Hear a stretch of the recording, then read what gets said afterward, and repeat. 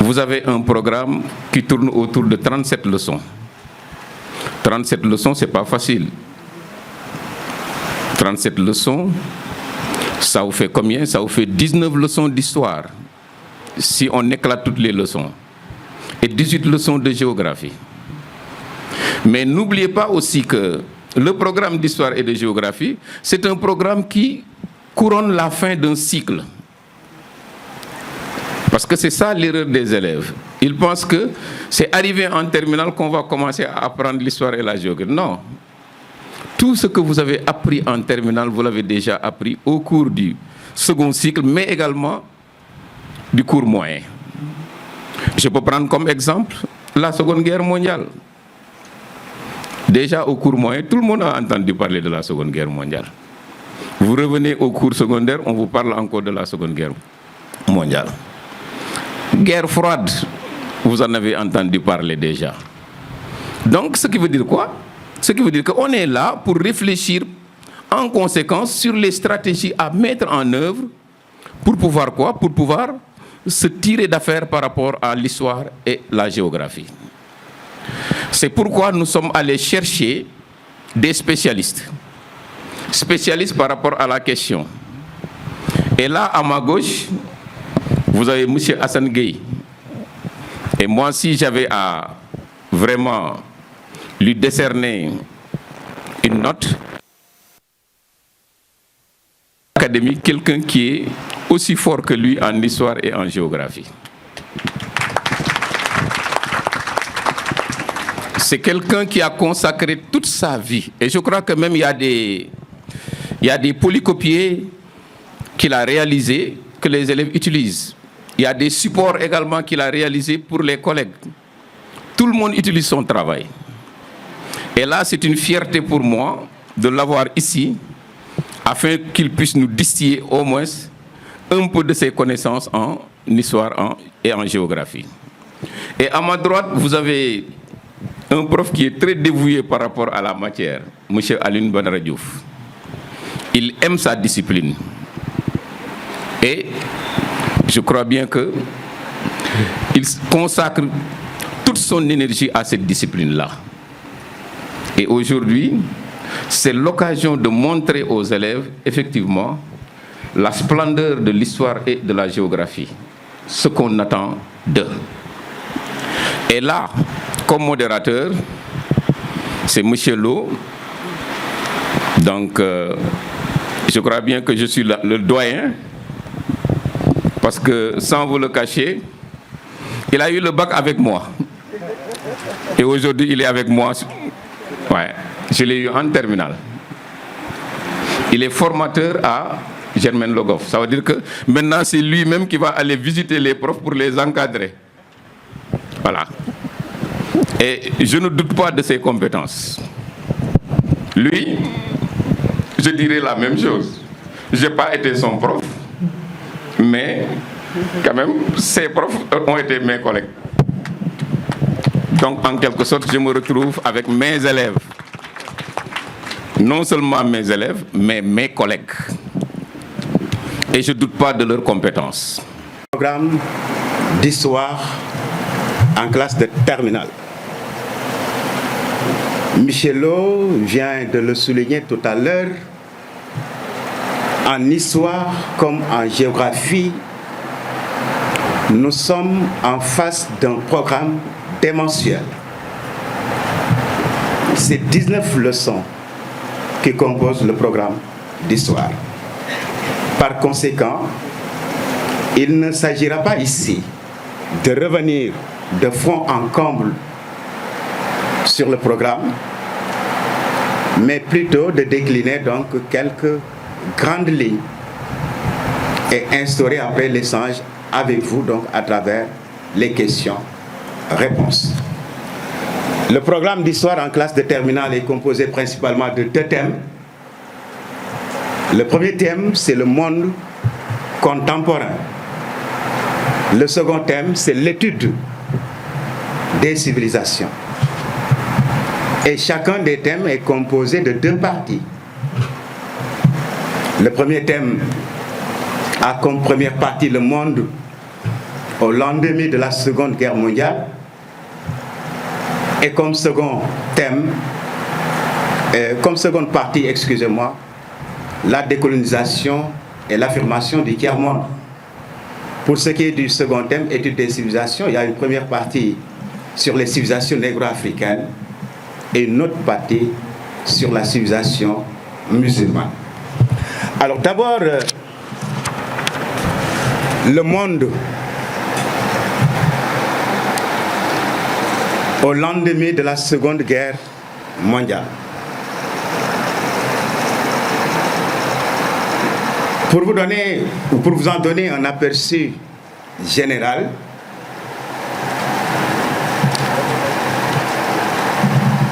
je vais partager avec vous cette introduction que Michel Lo, ici présent, a l'habitude donc d'entamer cette partie. Je le sais. Le 30 avril 1945, Hitler se suicide et l'Allemagne capitule le 8 mai 1945.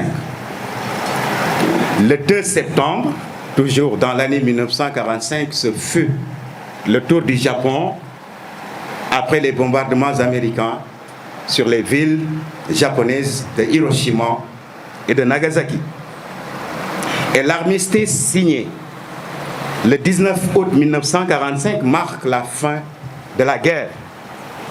Un conflit sans précédent dans l'histoire de l'humanité par sa durée, son extension mondiale, son caractère total, l'utilisation d'armes terrifiantes, ses enjeux idéologiques, sa dimension génocidaire, l'hécatombe des victimes, son questionnement sur les limites que peut atteindre l'horreur humaine. Si le monde ressent un soulagement une fois les combats terminés et les dictatures vaincues, ce monde est aussi traumatisé par la barbarie du génocide orchestré par les nazis. Une nouvelle page s'ouvre sur l'histoire du monde sous l'égide des États-Unis et de l'URSS, qui sont les deux grands vainqueurs de la guerre. Ce qu'on appelle désormais les super grands se feront de réorganiser le monde. Voilà comment Michel Lo introduit souvent cette première partie du programme intitulée donc « Le monde au lendemain de la Seconde Guerre mondiale ». En classe de première, pour confirmer ce que Michel Lo a dit tout à l'heure, vous avez étudié la Seconde Guerre mondiale suivant deux principaux aspects. La guerre suivant ses causes principales et ses étapes. Et c'est cette leçon de la classe de première qui se prolonge en classe de terminale avec les conséquences de la Seconde Guerre mondiale. Alors, le monde va sortir du conflit profondément meurtri à plusieurs niveaux. Les conséquences, on peut les mesurer sur le plan humain. J'ai parlé tout à l'heure d'une hécatombe humaine. Près de 60 millions de morts, sans compter les blessés et les disparus. Ce bilan, on peut le mesurer sur le plan matériel et financier. Des villes entières seront rasées, les infrastructures économiques seront détruites. Une guerre qui va coûter excessivement cher et qui va plonger les pays européens dans une situation d'endettement massif vis-à-vis des États-Unis.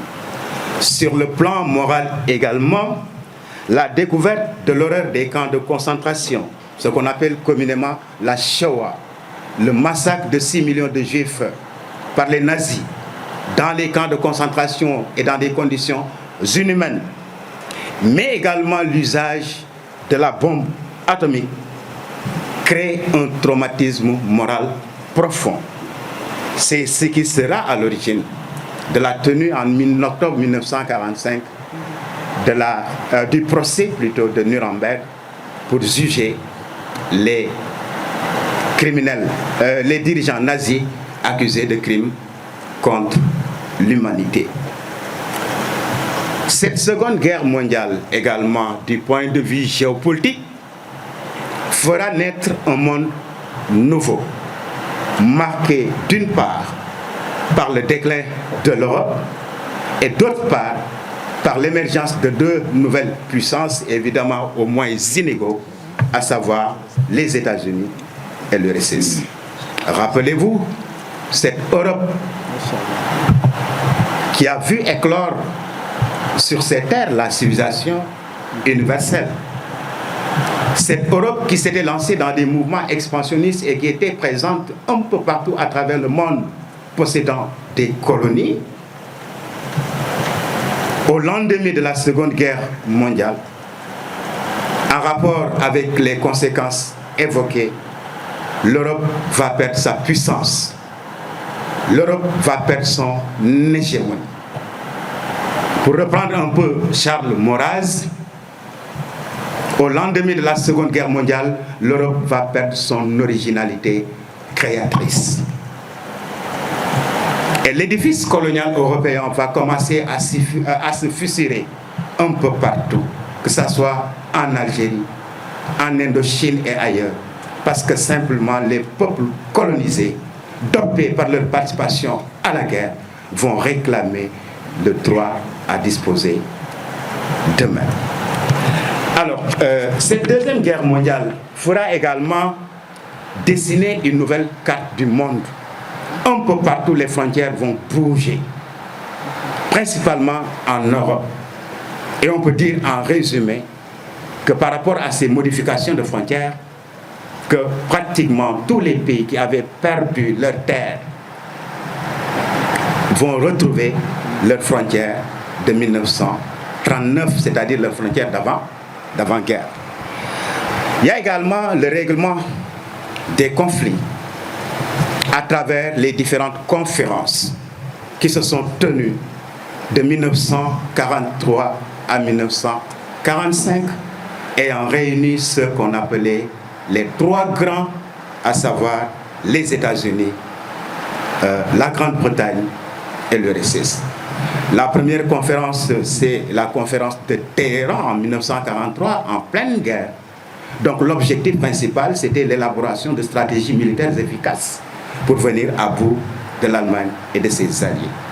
En 1944, on aura la conférence de Bretton Woods, qui était une conférence monétaire et financière, qui va consacrer ou confirmer donc l'hégémonie économique américaine, avec la consécration du dollar comme principale monnaie de référence, mais également la création de ces institutions financières que vous connaissez, à savoir la Banque mondiale et le FMI. Toujours en 1944 va se tenir la conférence de Dumbarton Oaks, qui va poser les premiers jalons de la future organisation des Nations Unies. Je rappelle également qu'à Téhéran, pour la première fois, le président américain Roosevelt avait émis l'idée de la création d'une organisation internationale. Alors, en février 1945, c'est la conférence de Yalta, autrement appelée donc le partage du monde, réunissant toujours les trois grands, les États-Unis représentés par le président Roosevelt, l'URSS par son dirigeant Joseph Staline et la Grande-Bretagne par son premier ministre Winston Churchill. La guerre se poursuivait toujours, bien que les Alliés avaient commencé à prendre le dessus donc sur l'axe. Et dans cette conférence sera décidé du démembrement de l'Allemagne, de l'engagement de l'URSS à côté des États-Unis dans la guerre du Pacifique contre le Japon, mais également une décision importante sera prise, c'est la déclaration sur l'Europe libérée qui prévoyait l'instauration de régimes démocratiquement élus dans tous les pays de l'Europe libérée de la domination allemande. S'ensuit la conférence de San Francisco qui va consacrer la naissance de l'Organisation des Nations Unies Et la dernière conférence ayant réuni les 3 grands, c'est la conférence de Potsdam, c'est en Allemagne. Alors, si ces conférences ont permis de clore officiellement le conflit, elles ont aussi révélé les premières fissures entre les alliés. La méfiance croissante entre Truman, qui a succédé à Roosevelt à Potsdam, et Staline, marque symboliquement le passage de la Seconde Guerre mondiale à la guerre froide. Alors, tout à l'heure, parlant de la nouvelle configuration géopolitique, j'ai évoqué le déclin de l'Europe. Mais à côté, il y a l'essor de ces 2 grands que sont les États-Unis et l'URSS. Les États-Unis considérés comme... Depuis 1945 jusqu'à la dernière leçon, la civilisation musulmane. Et là, je crois que la synthèse de M. Gueye a été une synthèse assez pertinente, non seulement pertinente, mais très riche. Et c'est là où je voudrais attirer l'attention des élèves. Vous devez être en mesure, présentement, comme il l'a fait, donc de procéder de la sorte pour montrer que vous avez maîtrisé vos leçons. Parce qu'il ne s'agit pas d'étudier les leçons comme ça de façon séparée, mais il a montré plus ou moins le glissement qu'il y a entre les différentes leçons du programme. Ce n'est pas gratuit. 1945 a été le prétexte. La guerre est terminée. Maintenant, qu'est-ce qui va se passer? C'est pourquoi on a dit le monde au lendemain de la Seconde Guerre mondiale. Pour aborder le monde à la fin de la Seconde Guerre mondiale, la première chose à faire, c'est quoi? Faire le bilan de la guerre. Et il a pratiquement fait un bilan exhaustif de cette guerre-là, sur le plan humain, sur le plan économique, sur le plan politique, à travers aussi les règlements du conflit. Et c'est là où il a utilisé donc, le prétexte pour glisser sur les relations Est-Ouest. Parce que les relations Est-Ouest, c'est pendant la guerre même que le problème a commencé, à travers la déclaration sur l'Europe libérée.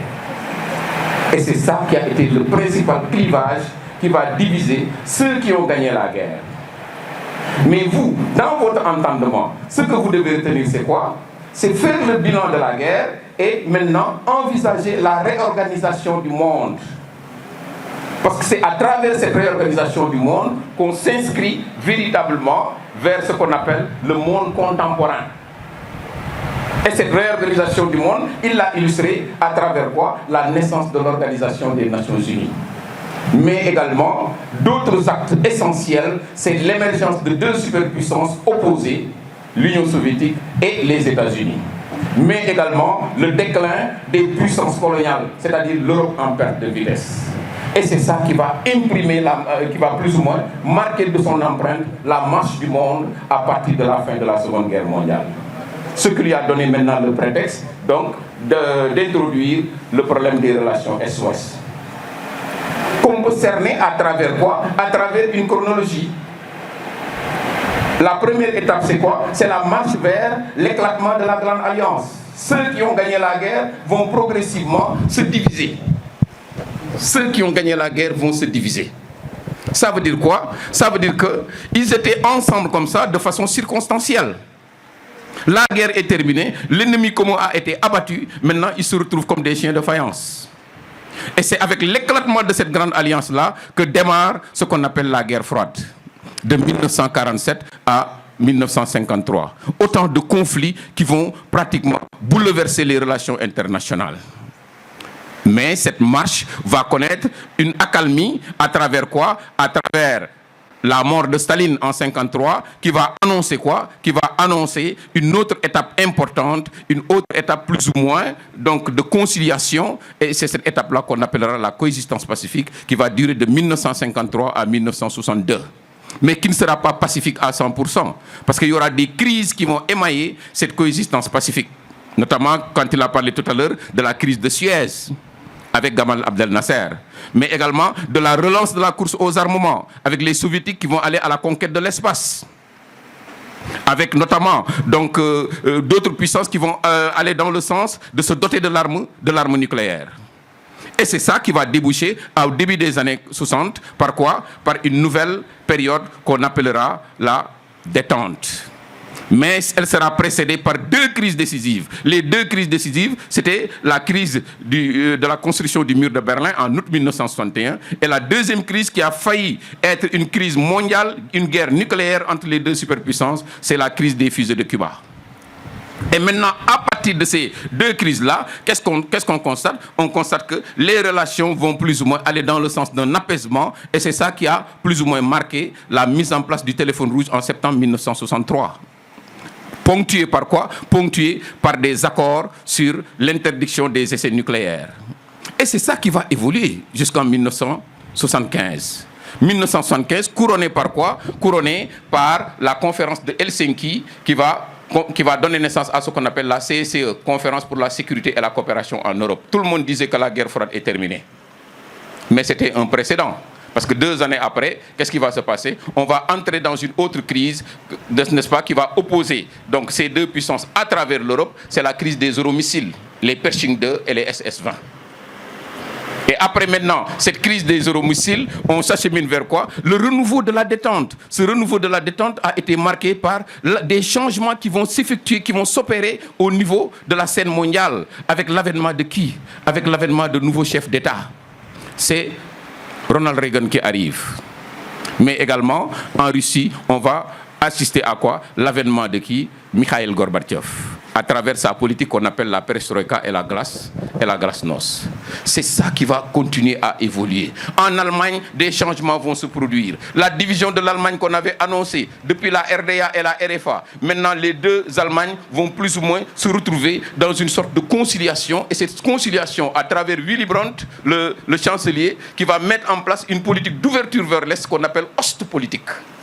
Et c'est cette politique d'ouverture vers l'Est qui va faire converger les 2 Allemagnes qui vont se retrouver et accéder même à l'ONU ensemble. La réunification de l'Allemagne. De division, les 2 Allemagnes se retrouvent. Souffler à l'Est qui va commencer à fragiliser les États. Qu'est-ce qui va se passer? Le bloc de l'Est divisé, parce que c'était un bloc monolithique. La Chine se retrouve de l'autre côté. Le bloc de l'Ouest divisé, les États-Unis chambrés par le général de Gaulle qui est en train de contester même le leadership américain. Et c'est à travers ça qu'on va maintenant vers un apaisement, un monde multipolaire qui va plus ou moins instaurer un apaisement dans les relations internationales. Et c'est cette multipolarité et cet apaisement-là qui va évoluer vers quoi? Qui va évoluer vers des événements qui vont favoriser quoi? Qui vont favoriser la chute du mur de Berlin le 9 novembre 1989. Et cette chute du mur de Berlin annonce quoi? La fin de la bipolarisation. Maintenant, nous sommes dans un monde où les Américains vont instaurer ce qu'on appelle la Pax Americana. Ils vont devenir les gendarmes du monde. Et il a embrayé avec quoi? Avec la Chine de 1945. C'est pourquoi j'ai dit l'année 1945, c'est le postulat. C'est l'année de départ. La Chine de 1945 aux années 90. Que vous allez diviser en 2 parties. Mao, la Chine sous Mao, et la deuxième partie, la Chine sous Deng Xiaoping. Mao, un conservateur qui était attaché à quoi? Qui était attaché à son communisme, au communisme. Faire de la Chine une puissance communiste qui va devenir une puissance mondiale. Mais vous vous êtes rendu compte avec vos professeurs que la trajectoire qui a été utilisée par Mao a été plus ou moins marquée par un certain nombre d'écueils. Ça n'a pas été facile. Mao a cherché la voie du communisme pour établir du moins pour faire de la Chine un pays communiste, mais ça n'a pas plus ou moins. Il a changé de cap N fois. Le modèle soviétique de développement, la politique des sans-fleurs, le grand bond en avant. Et Mao finalement va quitter le pouvoir, remplacé par Li Xiaohui. Le réajustement. Le réajustement, la Chine se relance. Ensuite, Mao n'est pas fini. Il veut reconquérir le pouvoir et il va déclencher la grande révolution culturelle prolétarienne. 1966-1969. Mao reprend le pouvoir. Et de 69 à 76, donc, Mao tente de relancer donc le communisme, mais malheureusement, il décède en 1976. Deng Xiaoping, à l'issue du 11e congrès du Parti communiste, Deng Xiaoping donc, devient le chef, le président. Et il va lancer ce qu'on appelle la politique des 4 modernisations. Et il vous a bien expliqué la politique des 4 modernisations. La Chine se modernise. Moi, je parle de Meiji chinois. Le Meiji chinois. La Chine connaît un certain renouveau. La Chine se relance. Mais comme il l'a si bien dit, la Chine va opérer des changements sur le plan économique, mais au plan politique, la Chine reste communiste. 4 modernisations. Tout le monde attendait une 5e modernisation, c'était la démocratie. Mais la Chine reste arc-boutée à quoi? À ce communisme-là. Et c'est ça qui va déclencher les manifestations au lendemain des funérailles de Hu Yaobang, donc qui a été limogé à cause de ses relents plus ou moins libéraux. Les étudiants vont descendre à la place Tiananmen. L'armée va intervenir. Bain de sang atroce. Et il l'a si bien dit. Le printemps de Pékin. La Chine va rester isolée au niveau mondial. Tous les pays condamnent la Chine. Et il faudra attendre 2008, lors des Jeux Olympiques en Chine, pour voir donc, les autres revenir vers la Chine. Parce qu'il avait utilisé la diplomatie du chéquier. La Chine s'était rapprochée de beaucoup de pays en leur proposant beaucoup d'argent. Et la Chine maintenant va retrouver l'échiquier international. Mais qu'est-ce qui va se passer? Elle va mettre en place une nouvelle orientation économique qu'on appelle le socialisme de marché. Elle reste politiquement communiste, mais économiquement, la Chine adopte le socialisme de marché. Et c'est avec ce socialisme de marché-là que la Chine va plus ou moins entrer dans le Gotha des puissances économiques mondiales pour devenir aujourd'hui la 2e puissance économique de la planète derrière les États-Unis. La deuxième partie, il l'a bien résumé. Décolonisation et affirmation du tiers-monde. Il est parti de la colonisation, Jules Ferry. L'Afrique a été colonisée, l'Asie a été colonisée. Nous sommes au 19e siècle. Le congrès de Berlin, le partage de l'Afrique. Nous sommes maintenant au 20e siècle. L'Afrique a participé à la Première Guerre mondiale. L'Afrique a participé à la Seconde Guerre mondiale. Il y a eu des conséquences. L'impact de ces guerres, les Africains ont vu. Ils ont compris. Parce qu'on les taxait de quoi? On les taxait comme des sous-hommes et tout ça. Mais sur le front, ils ont vu beaucoup de choses. Les intellectuels africains qui étaient en Europe et tout ça ont appris beaucoup de valeurs. Et c'est ça qui va déclencher ce qu'on appelle le mouvement de la décolonisation. Et il l'a scindé en 2 parties. Les causes de la décolonisation en 2 causes, les causes externes et les causes internes. Et il a bien précisé les causes externes. La guerre, l'anticolonialisme des 2 superpuissances, l'anticolonialisme de l'Organisation des Nations Unies, etc. Les causes internes, le nationalisme qui va émerger au niveau des colonies. Et tout cela s'est greffé pour déterminer quoi? Pour déterminer 2 formes de décolonisation. La décolonisation pacifique et la décolonisation violente. La décolonisation pacifique, ça veut dire que c'est une décolonisation qui a été obtenue de façon négociée, sans guerre. La décolonisation violente, on est passé par les armes. C'est une guerre qui va opposer l'ancienne puissance à son ancienne colonie. Et il l'a illustré à travers des exemples. Quels sont les exemples? Il a précisé les exemples de décolonisation pacifique et les exemples de décolonisation violente. Il a posé comme illustration le cas de l'Inde, un exemple de décolonisation pacifique. Même si l'Inde a été divisée, il y a eu un bain de sang et tout ça, et il y a eu plusieurs fois de partition. D'abord la naissance du Pakistan, et plus tard, il a parlé de la naissance du Bangladesh. Et aujourd'hui, il y a le problème du Cachemire qui s'est posé. Autre décolonisation donc en Asie, qui est un exemple de décolonisation violente, c'est la guerre en Indochine. Le Vietnam, qui va se libérer, non seulement parce que le président vietnamien dit que notre indépendance, nous l'avons obtenue du Japon. Malgré le retour de la France, le Vietnam va mener la guerre pour accéder à l'indépendance à l'issue de la défaite de Dien Bien Phu et les accords de Genève.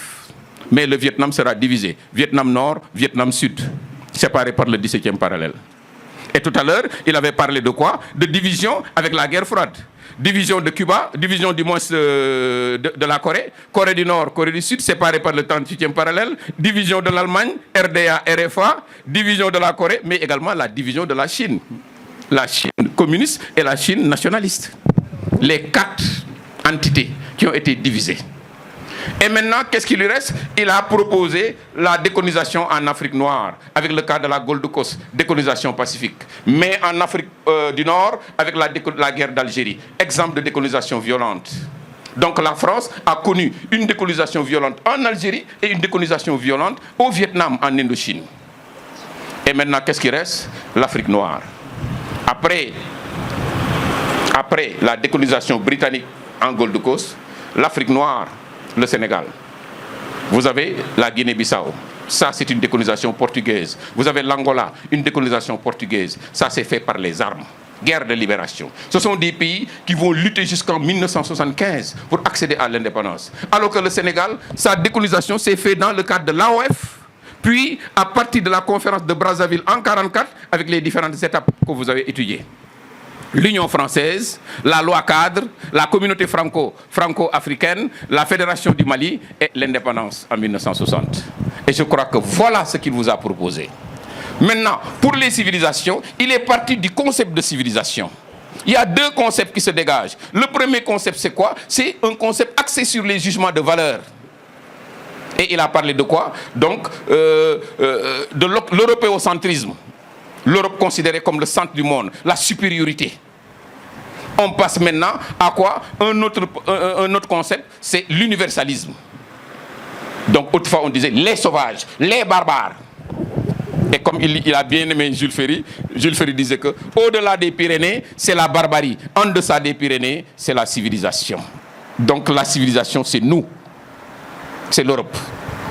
Mais maintenant, il a illustré, c'est pourquoi je dis que c'est là où vous devez comprendre sa démarche. Il a illustré cette étude conceptuelle des civilisations à travers quoi? Les civilisations négro-africaines et les civilisations musulmanes. Parce qu'une civilisation, il y a des éléments qui composent une civilisation. Il y a des fondements d'une civilisation. Et il s'appuie sur les civilisations négro-africaines pour montrer que cette étude conceptuelle-là repose sur quoi? Sur des éléments assez solides.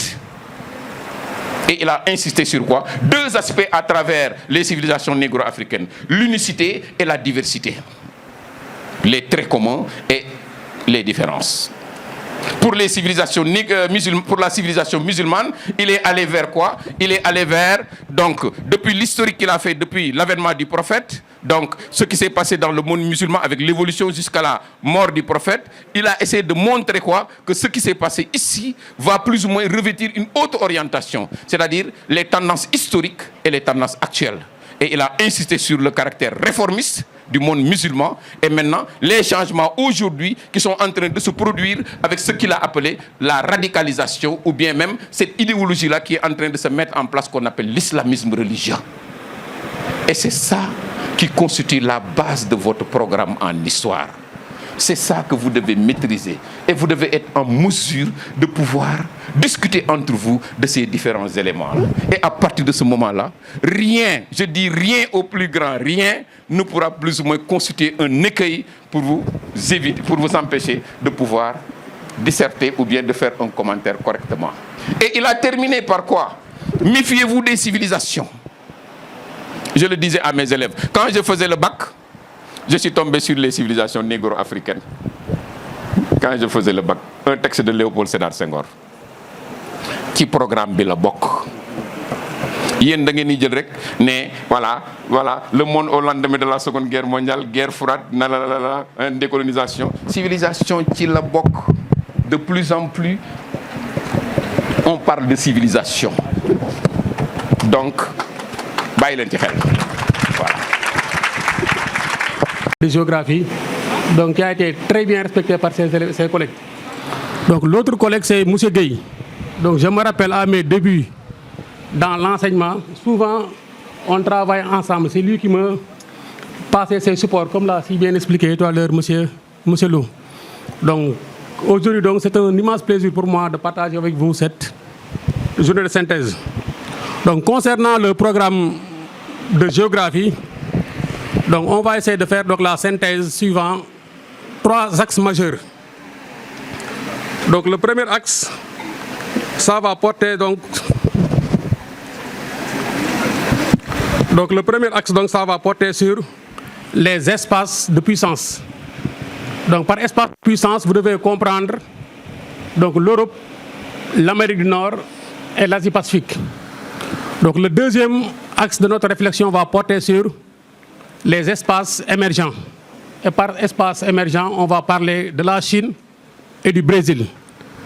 Et le troisième axe donc va porter sur les défis du développement. Et quand on parle de défis du développement, on va parler un peu de la situation économique de l'Afrique et du Sénégal.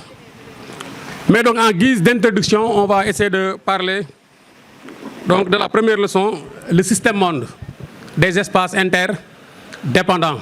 Parce qu'en réalité, cette leçon est une leçon introductive. C'est une leçon très importante.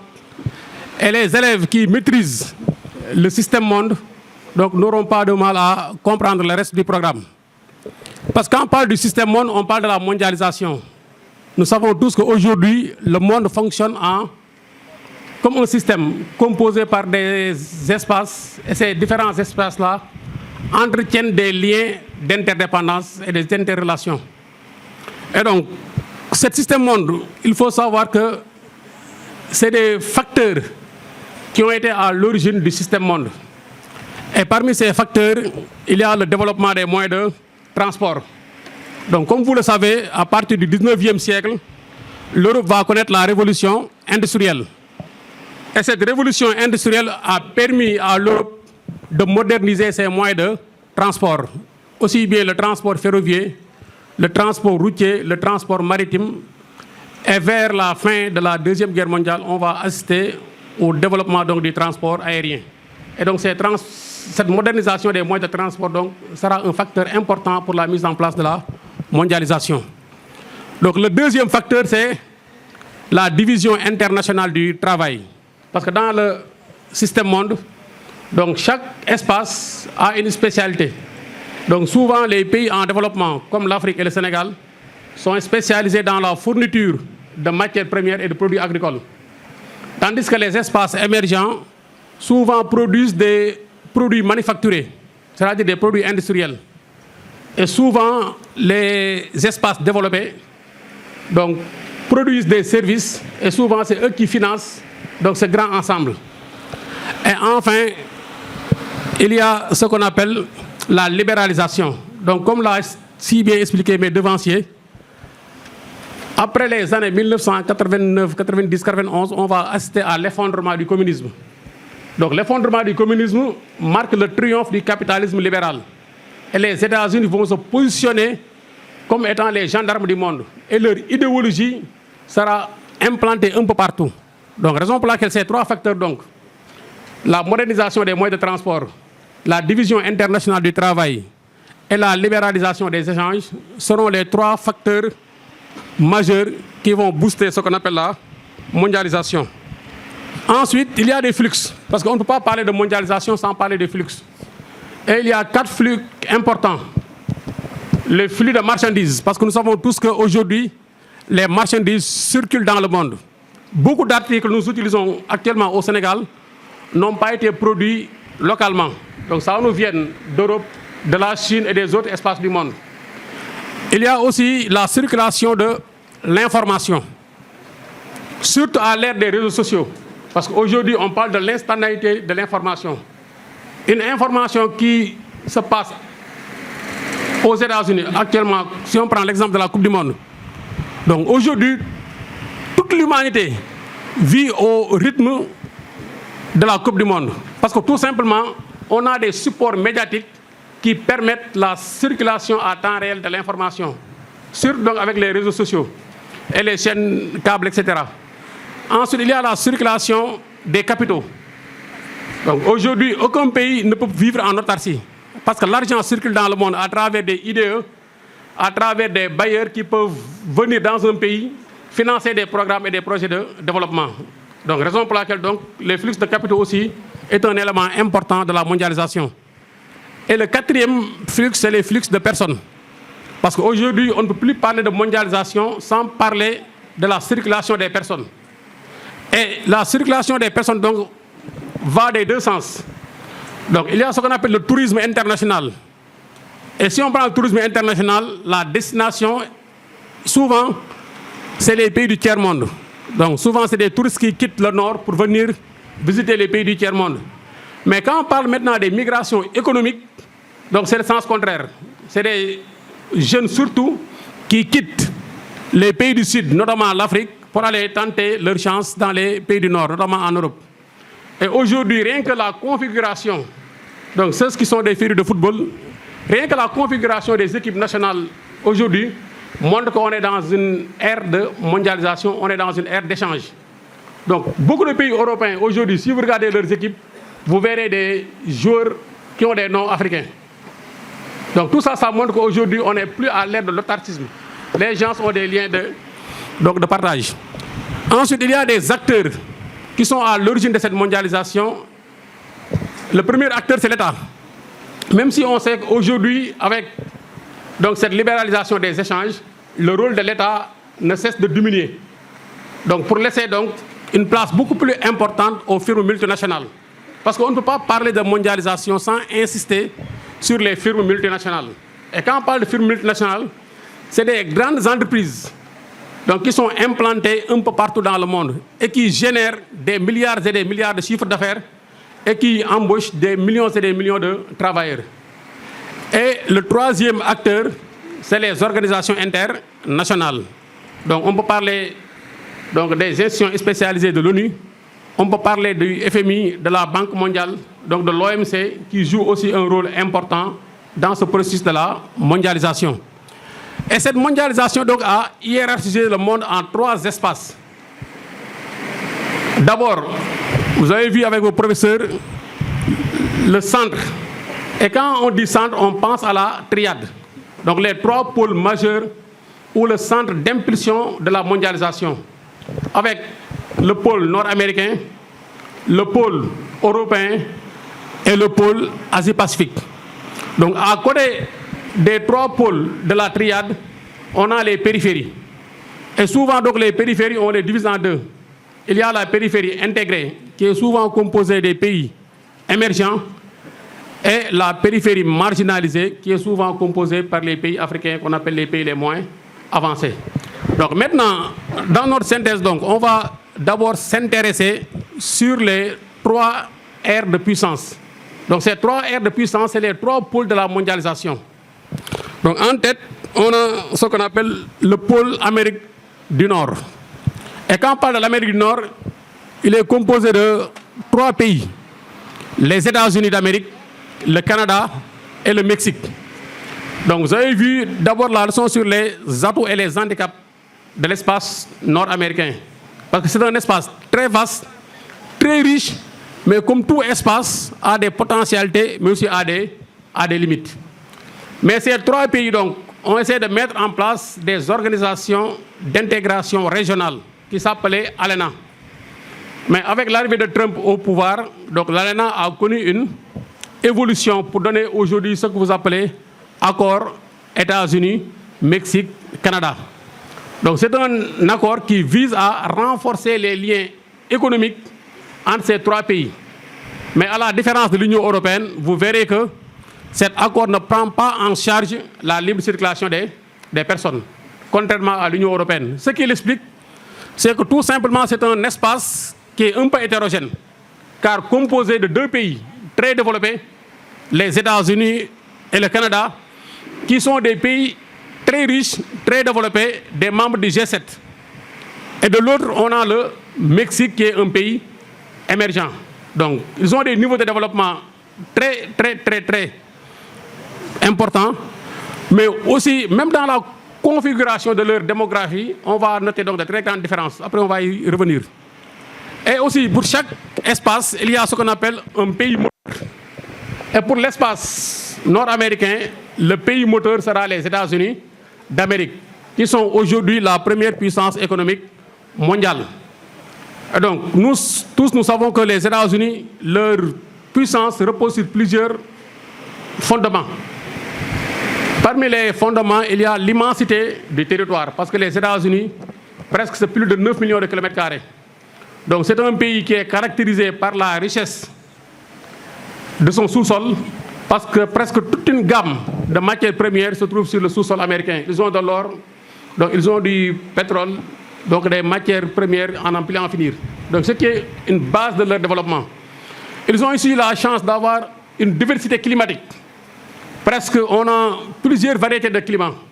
On a des climats tempérés, continentaux, océaniques, montagnards. Vers le sud, on a un climat subtropical. Et cette diversité climatique-là permet à l'agriculture américaine de pouvoir produire une large variété de produits agricoles. En plus de cela, ils ont la chance d'avoir un territoire traversé par des fleuves, beaucoup de fleuves, comme le fleuve Colorado, Mississippi, Missouri. Et ces fleuves-là sont souvent utilisés pour la pratique de l'agriculture irriguée, mais aussi pour la production de l'hydroélectricité, mais aussi pour le transport, aussi bien des personnes que des marchandises. L'autre fondement de la puissance américaine, c'est ce qu'on appelle le triomphe du libéralisme. Parce qu'on dit que souvent les États-Unis, c'est la Mecque du libéralisme. L'Europe et les pays de Mercosur risquent de menacer sérieusement la politique agricole commune. Et si on prend un pays comme la France, on voit que la France est l'un des pays qui bénéficie le plus des subventions accordées à la politique agricole commune.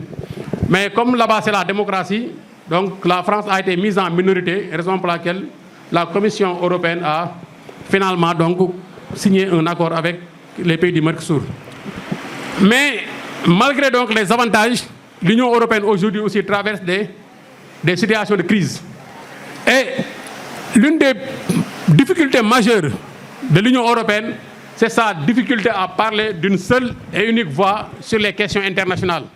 Parce que parfois, les intérêts nationaux ont tendance à prendre le dessus sur les intérêts supranationaux. Donc, si on prend les crises actuelles comme la guerre en Irak ou l'actuelle guerre qui est en train de se passer entre les États-Unis et l'Iran, souvent les pays européens ne parlent pas le même langage. Aussi, parfois aussi, on note un manque de solidarité. C'est comme durant la Covid. Donc, durant la Covid, beaucoup même ont eu comme idée que si les Européens ne mettent pas fin à leur rivalité, l'Europe risque de connaître un effondrement. Parce que quand la crise a touché un pays comme l'Italie, donc on a vu que l'Italie n'a pas obtenu un soutien de la part de ses frères européens. Donc c'est des pays comme la Chine qui a soutenu plus l'Italie que ses propres pays européens. Donc tout ça, ça montre des signes de fragilité qui existent au sein de l'Union européenne. Et comme pays majeur, on parle de l'Allemagne, parce que souvent il y a deux pays qui sont les deux pays moteurs de l'Union européenne. Donc il y a l'Allemagne et la France. Et les années paires, donc c'est l'Allemagne qui est au pouvoir, qui est au programme, et les années impaires, c'est la France. Donc cette année, c'est l'Allemagne qui est au programme. L'Allemagne, donc, c'est la première puissance économique du continent européen, mais aussi c'est la première puissance économique de l'Union européenne. Et aujourd'hui, l'Allemagne joue un rôle important sur le plan commercial, mais aussi sur le plan économique et financier au sein de l'Union européenne. Même si l'Allemagne, comme tous les autres pays aussi développés, connaît un certain nombre de problèmes, notamment un vieillissement de sa population, la concurrence qu'elle est en train de subir de la part des pays concurrents. Et enfin, pour le troisième pôle, on va parler de l'Asie de l'Est, donc l'Asie-Pacifique. Mais aujourd'hui, ce qui fait la particularité de l'Asie-Pacifique, c'est un pays, c'est un pôle de la triade qui a deux têtes de file. D'un côté, on peut parler du Japon, de l'autre côté, on peut parler de la Chine. Mais pour mieux respecter donc, l'esprit du programme, donc on va surtout insister sur le cas du Japon. Et la Chine, on va l'aborder quand on va étudier donc l'espace émergent. Donc aujourd'hui, l'Asie, on peut dire même que l'Asie est le cœur de l'économie mondiale. Parce que l'Asie présente beaucoup d'avantages. Donc, non seulement sur le plan démographique, c'est l'espace le plus peuplé de la planète, mais aujourd'hui, en termes de croissance économique, on a vu que l'Asie-Pacifique a l'un des taux de croissance économique les plus importants de la planète. Et aujourd'hui, on note dans cet espace des pays très dynamiques sur le plan économique. D'un côté, on a le Japon, on peut citer aussi la Chine, mais aussi on peut citer les 4 dragons qui ont fait une avancée significative ces dernières périodes. On peut aussi citer des pays comme les bébés tigres aussi, qui jouent un rôle important dans le dynamisme économique mondial. Maintenant, pour étude de cas, on va surtout insister sur le Japon. Parce que le Japon a pendant longtemps été la locomotive de l'Asie-Pacifique. Et le Japon aujourd'hui est un pays très développé, malgré les contraintes naturelles que vous connaissez. Parce que vous savez tous que le Japon est un pays qui est très pauvre en ressources naturelles. Le Japon est un pays qui a subi l'arme atomique. Le Japon est un pays aujourd'hui, malgré ses contraintes, le Japon aujourd'hui est la 3e puissance économique mondiale. Ce qui l'explique, c'est que le Japon a su mettre en place un système économique parmi les plus performants de la planète. Raison pour laquelle on parle même du miracle économique japonais. Donc, à côté du Japon maintenant, on a le monde émergent. Et dans le monde émergent, donc, on a 2 pays que vous avez étudiés au programme. Le premier, c'est la Chine. Donc, tout à l'heure, le doyen a largement revenu sur l'évolution de la Chine. Comment la Chine est passée d'un pays sous-développé pour être aujourd'hui la 2e puissance économique mondiale. Surtout avec l'arrivée de Deng Xiaoping au pouvoir, avec la mise en place des politiques de modernisation et tout ça que vous connaissez. Et l'autre exemple, c'est le Brésil. Parce que le Brésil est un exemple de pays émergent. Et quand on parle de l'émergence en Amérique latine, c'est le Brésil qui est le pays majeur. Donc le Brésil aujourd'hui occupe une place importante dans les relations internationales. Et enfin, on a ce qu'on appelle les pays en développement. Par pays en développement, on a le continent africain. Parce que l'Afrique est souvent citée comme étant à la marge de la mondialisation, parce que les pays africains souvent constituent ce qu'on appelle les pays de la périphérie marginalisés, qui occupent une place minime dans les relations internationales. Parce que le poids de l'Afrique, ça ne fait même pas 5% des échanges commerciaux mondiaux. Ensuite, l'Afrique, aujourd'hui, tous les signes du sous-développement se matérialisent de plus en Afrique. Donc avec la corruption, donc avec le manque d'infrastructures, l'instabilité politique. Donc ce qui fait que l'Afrique, aujourd'hui, est le prototype même des pays en retard. Et enfin, donc, on a le Sénégal, notre pays, donc, qui est la dernière leçon du programme. Et au Sénégal aussi, nous savons que le Sénégal, malgré les efforts faits par les différents régimes, notre pays est toujours classé parmi les pays les moins avancés. Donc lors des derniers classements, on parle de 25e ou 27e pays les moins développés de la planète. Donc, mais des politiques de développement aussi ont été mises en place par les autorités. Donc pour moderniser notre agriculture, pour moderniser notre industrie et pour la formalisation du secteur informel et pour moderniser aussi les moyens de transport, etc.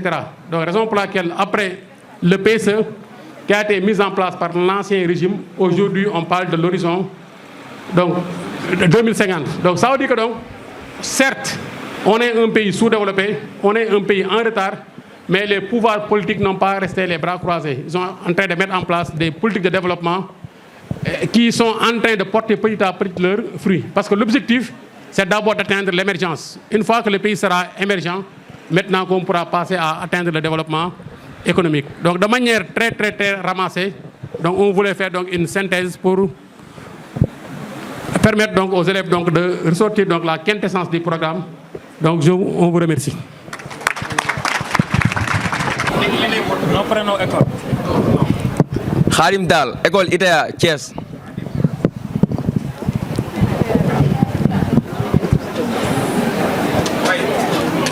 Bon, je demandais, qu'est-ce que le capitalisme? C'est une question qui est quoi? Quels sont les atouts dans l'espace nord-américain? Dans l'espace nord-américain, merci.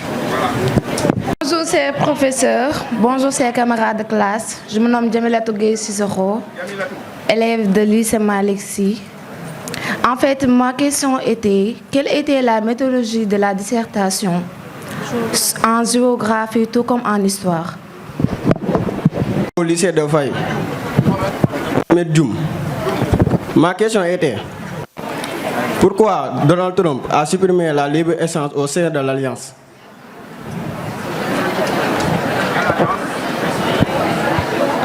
L'ALENA. La deuxième, entre les États-Unis et la Chine, a supprimé la libre-échange au sein de l'Alliance.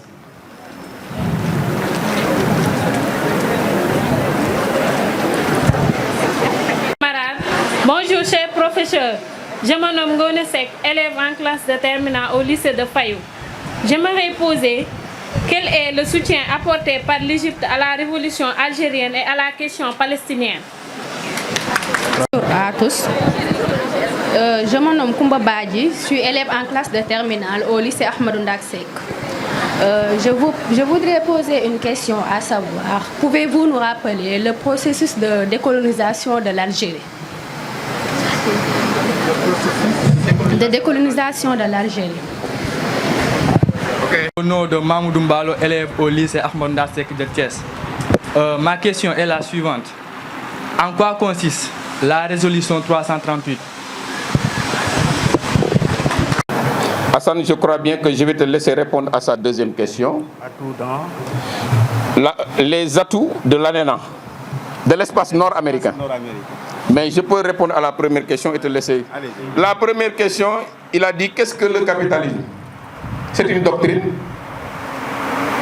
Vous l'avez appris en première. C'est une doctrine. C'est une idéologie selon laquelle les biens et moyens de production appartiennent à des privés et dont la finalité, c'est la recherche de profit.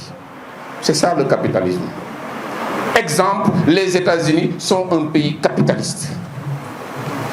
C'est l'individualisme, le capitalisme. Le contraire, c'est le socialisme. Donc voilà ce que c'est que le capitalisme. Et pendant la guerre froide, vos profs vous ont expliqué ça. Les États-Unis, une puissance capitaliste. L'URSS, une puissance socialiste ou communiste. Socialiste ou communiste. Donc voilà la différence. Hassan. Bon, merci, professeur. Alors, très rapidement, pour parler des atouts de l'espace nord-américain, alors, faites comme si vous aviez une carte du milieu naturel de l'espace nord-américain. Vous avez à l'est les Appalaches, à l'ouest les Rocheuses, au nord vous avez les plateaux qu'on appelle le bouclier canadien, et tout à fait au centre vous avez la région des Grandes Plaines. Et chacune de ces régions, de par sa configuration géomorphologique, présente aussi bien des avantages que des inconvénients. Alors si vous prenez la partie de Est qu'on appelle les Appalaches, par la formation géologique ancienne, nous avons un sous-sol extrêmement riche en ressources minières et en ressources énergétiques. Cette zone qu'on appelle les Appalaches également est traversée par de très puissants fleuves. Donc on a le Mississippi. Donc, on parle le Mississippi-Missouri. Le Mississippi-Missouri, on le retrouve plutôt dans la plaine, dans la région des plaines. Alors, si vous prenez le nord également, c'est le bouclier canadien qui est un vieux bouclier rocheux raboté donc par les glaciers du Quaternaire, ce qui fait que le sous-sol regorge énormément de potentiel naturel, que ce soit des ressources minières, énergétiques, mais également c'est ce processus-là qui est à l'origine de la naissance de la région donc des Grands Lacs, un potentiel hydrique immense qui fait en même temps du Canada le premier producteur mondial d'hydroélectricité. La région des plaines, c'est le domaine de développement de l'agriculture et de l'élevage. À l'est, ou à l'ouest plutôt, nous avons les Rocheuses, qui sont des chaînes récentes, marquées par une certaine instabilité, mais qui sont extrêmement riches en ressources minières et en ressources énergétiques. De manière générale, parlant de l'espace nord-américain, ce qu'on retient globalement, c'est que nous sommes en face d'une nature généreuse. Autrement, un espace qui regorge énormément de potentialités. Et la mise en valeur de ces potentiels naturels par les hommes ont beaucoup contribué au développement donc, du continent. Merci beaucoup Hassan. Je crois que la réponse a été très claire. Parce que la leçon que vous avez étudiée sur l'espace nord-américain, on vous dit atout et handicap. Atout et handicap. Les atouts. Qu'est-ce que le milieu naturel nous offre potentiellement dans le cadre de la mise en valeur économique? Réponse exhaustive. Merci beaucoup. Je vais embrayer avec M. Diouf. Je vais choisir la question de Mohamed Dioum Fayou. Mohamed Dioum pose la question suivante. Pourquoi Donald Trump a supprimé le libre-échange dans l'ALENA? C'est ça qu'il a posé. Si tu as la possibilité de recadrer la question, c'est possible. Donc ici, on pense que à la place du libre-échange, on va surtout parler de pourquoi Trump a préféré mettre à terme à l'ALENA pour le remplacer par les États-Unis. Parce que tout simplement, quand on fait la leçon sur la constitution économique de l'espace américain, vous verrez que le bilan varie d'un pays à un autre. Et pour le bilan des États-Unis, Trump, quand il bat des campagnes, donc son slogan était America First, l'Amérique d'abord. Il pensait que l'ALENA était le pire accord commercial de l'histoire des États-Unis d'Amérique. Parce que tout simplement, avec l'ALENA, on a noté des politiques de délocalisation. Pour s'implanter au Mexique, ça a créé de l'emploi au Mexique, mais ça a créé des pertes d'emploi aux États-Unis. Et aussi, il pense que les États-Unis n'avaient pas les produits américains par des concurrents extérieurs. Parce que des constructeurs japonais, européens préféraient s'implanter au Mexique pour bénéficier de cet accord. Comme ça, à partir du Mexique, ils vont produire le marché américain.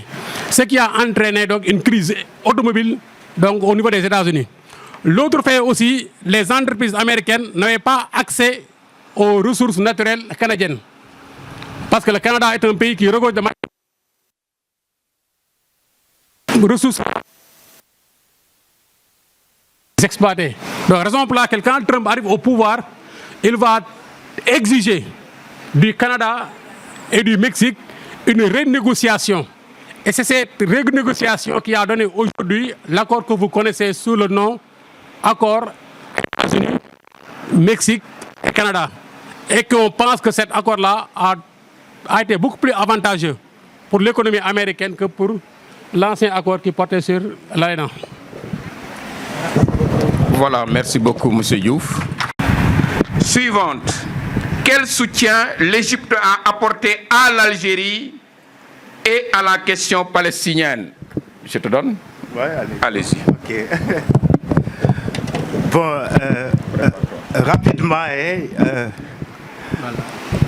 par rapport au soutien de l'Égypte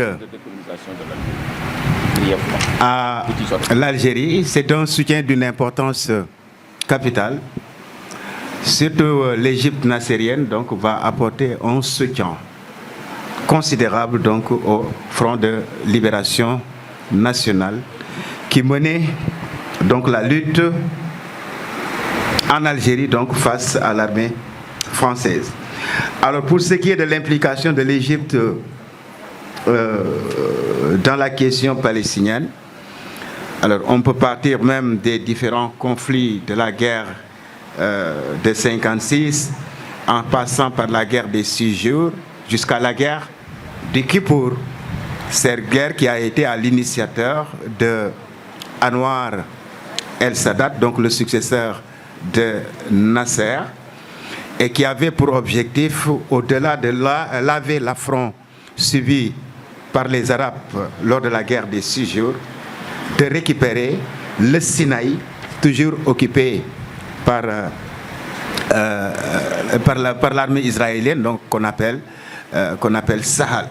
Et dans cette même logique, j'en profite également pour parler de la résolution 338. Donc c'est en rapport avec la guerre du Kippour. C'est la résolution qui a mis fin à la guerre du Kippour, signée plus précisément le 22 octobre 1973. Bon, malheureusement, nous ne sommes pas en mesure de développer tous ces aspects parce qu'on est dans les contraintes du temps. Voilà, merci beaucoup. Donc je crois qu'il a fait d'une pierre deux coups. La question d'Ombalo sur la résolution 338. 338, ça vous rappelle quoi? La guerre du Kippour, 1973. Parce que la guerre de 6 jours, c'était la résolution 242. La guerre du Kippour en 73, résolution 338. C'est pour réinstaurer encore la paix au niveau du Proche. La paix au niveau du Proche-Orient. Et c'est ça qui va faire suite à quoi? Qui va faire suite au premier choc pétrolier. Vos profs vous en parlez de ça. Le premier choc pétrolier de 1973. L'Algérie. Le Front de libération nationale de l'Algérie, avec les Ben Bella, les Boudjaf, les Khider, les Krimbel Kassem, Front Bobo, Caire l'ont créé. Quand la France a attaqué l'Égypte, quand la France a attaqué l'Égypte, c'était en même temps pour régler le problème du FLN. Quand Nasser a plus ou moins pris des sanctions en interdisant l'accès du canal de Suez à Israël, qui devait passer par le golfe d'Aqaba, et en nationalisant le canal, la France, Israël et la Grande-Bretagne ont attaqué l'Égypte. Et je le dis souvent à mes élèves avec ce fameux texte-là, les rires de Nasser et les larmes de Budapest, qui est une fois sorti au bac, ce fameux texte-là. Commentaire libre. Voilà. Donc Mbalo, ton problème est réglé. Koumba Badji lance, ton problème est réglé. Non, Koumba Badji c'est avec M. Diouf. Rappelez le processus de décolonisation de l'Algérie. Donc le processus de décolonisation de l'Algérie. Si vous me posez cette question, vous me demandez de vous développer la leçon sur la décolonisation en Algérie. Parce que la décolonisation en Algérie, c'est un long processus. Et le long processus de la décolonisation en Algérie, je vais commencer par faire l'historique. La présence française en Algérie, 1830. Le nationalisme algérien qui va émerger. L'Algérie qui était non pas dépendant du ministère des colonies, mais du ministère de l'Intérieur. Parce que c'était un département d'outre-mer qui avait le même statut que les départements français. Et qui avait des Français qui étaient en Algérie. Et c'est ça qui a complexifié le problème de la décolonisation en Algérie. Ce n'était pas facile.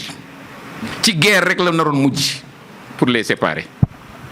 C'est pourquoi bi guerre bi pare Mamou Zidane ñoom ñëpp dañoo daw ñibbi France. Les harkis bu ñu fa desoon règlement de compte lay mujjee ñu taxañ seen i bagages ñooñu ñoo indi Zidane. Et pourtant, si vous êtes des mélomanes, Enrico Macias, j'ai quitté mon pays, cette fameuse chanson. Enrico Macias, il faut quitter Algérie, dem France. C'est les conséquences de la décolonisation. Une décolonisation violente et qui a commencé à partir du moment où, 1er novembre 1954, quand l'Indochine a pris fin, Djembenfou 54, Algérie 54. Les Algériens ont compris que si on ne fait pas comme les Indochinois, on n'aura pas notre indépendance. Et guerre boobu indi ay Toussaint Rouge, les manifestations de Sétif, yooyu yëpp da ngeen ko jàngal nañ leen ko. Foofu laa yem. Suivez les conseils des professeurs. Ils ont de l'expérience, ils connaissent le terrain et en suivant les conseils, vous serez appelés à, en tout cas, réaliser de belles performances au baccalauréat. Et on vous souhaite, yéen ñëpp yàlla ngeen am bac avec une mention. Merci beaucoup. Vraiment, je ne vais pas monopoliser la parole. Je voulais juste vous remercier les lycées qui ont répondu présents à cette conférence. Le lycée Ahmadou Ndak Seck qui est venu en masse. Le lycée Malick Sy également. Malgré le fait que qui terminait à 10h, ils ont pu se libérer. Le lycée Fayou également, qui est présent. Saint-Gabriel, qui est au fond, qui également a pu se libérer malgré le petit contretemps qu'ils avaient le matin. À Pless également, ils sont présents. Coach Barma, Institut Malick Sy, Collège Lat Dior, ITEA, Bassirou Mbacké, ils se sont libérés. Nos élèves du lycée d'excellence privée Cheikh Hamidou Kane, Sésame Academy et les autres, en tout cas, élèves qui se sont libérés dans leurs établissements respectifs pour venir participer à cette conférence. Alors, comme de coutume, l'ISM Thiès a cette mission de vous accompagner avant le bac et après le bac. Donc, l'objectif pour nous, c'était vraiment de vous accompagner vers les révisions, vers la synthèse, afin que vous puissiez être outillés de la meilleure des manières afin de pouvoir réaliser de belles performances au baccalauréat. Mais également, si vous vous souvenez bien, on était passé dans certaines salles de classe en terminale cette année pour vous présenter nos offres de programme après le bac. Parce que l'ISM aujourd'hui a élargi son offre et propose des filières partant du préscolaire jusqu'au master. Et pour le baccalauréat, vous l'avez vu, dans les fiches qu'on vous a remis, nous proposons 4 filières. Nous avons la gestion qui vous prépare dans les métiers de la gestion, technologie, transport, logistique, informatique appliquée à la gestion et droit des affaires. Mais ce qu'il faut retenir dans nos filières, c'est que toutes les filières qu'on propose sont reconnues par l'État du Sénégal et par le CAMES, qui est le Conseil africain malgache pour l'enseignement supérieur. Et au dos des flyers qu'on vous a remis, vous verrez qu'on propose plusieurs avantages. Nous avons la reconnaissance du diplôme, une vue associative très dynamique. Nous avons la formation à l'entrepreneuriat qui vous permet de pouvoir développer votre propre entreprise, d'accord, et le programme d'échange qui vous permet de voyager à l'international en souscrivant à nos programmes. Voilà, donc je ne serai pas long, donc je vous laisse continuer la conférence. Je voulais juste adresser quelques mots de remerciement aux établissements respectifs. Merci et je passe la parole au censeur pour la suite. Merci à tous. Merci beaucoup. Man May Diame Faye, je suis le censeur du lycée. Alors aujourd'hui, nous avons ce qu'on appelle les clés du bac. Les clés du bac, déjà quand on pense à clé, c'est pour ouvrir. Et nos professeurs qui ont, disons, les solutions, les outils qui permettent d'accéder au bac. C'est pourquoi on a convoqué, en tout cas aujourd'hui, on a invité un certain nombre d'écoles, de lycées, bien sûr associés au lycée Cheikh Ahmadou Kane, pour partager ce que nos professeurs ont de meilleur, ce que les spécialistes de cette matière, histoire et géographie, ont de meilleur, et qu'ils essaient de proposer, en tout cas à nos lycéens, pour les mettre à l'aise, pour les préparer au baccalauréat. Vous avez vu, on a reçu un certain nombre de lycées, mais parce qu'ils y croient. Dès qu'on a cité les noms, donc ceux qui vont nous présenter, en tout cas ces clés du bac, surtout en histoire et géographie, vous avez vu que l'espace nous a même manqué. Et ceci pour dire que les initiatives de ce genre seront développées. Parce que le lycée Cheikh Ahmadou Kane est un lycée ouvert à l'ensemble, en tout cas, des élèves du Sénégal. On ne se limite pas seulement dans nos salles de cours, on n'invite pas seulement des gens qui s'y connaissent uniquement pour notre lycée Cheikh Ahmadou Kane. On dit non. On dit qu'on s'ouvre à tout le monde et on partage avec eux. Et voilà la particularité d'aujourd'hui. En tout cas, c'est des gens qui nous ont fait quand même tout ce qu'on attendait, peut-être mis dans un panier, et ils nous ont remis un panier excellent. Nous les félicitons et certainement, c'est à recommencer. Nous sommes toujours prêts à, en tout cas, inviter les gens et rentrer en jeu avec eux. Aujourd'hui, on a une journée très riche et sincèrement, on a donné les clés, on a mis les clés du bac aux mains de nos élèves. Et donc là, nous souhaitons un excellent bac à nos élèves en suivant les conseils de ces excellents professionnels qui sont derrière moi. Merci beaucoup.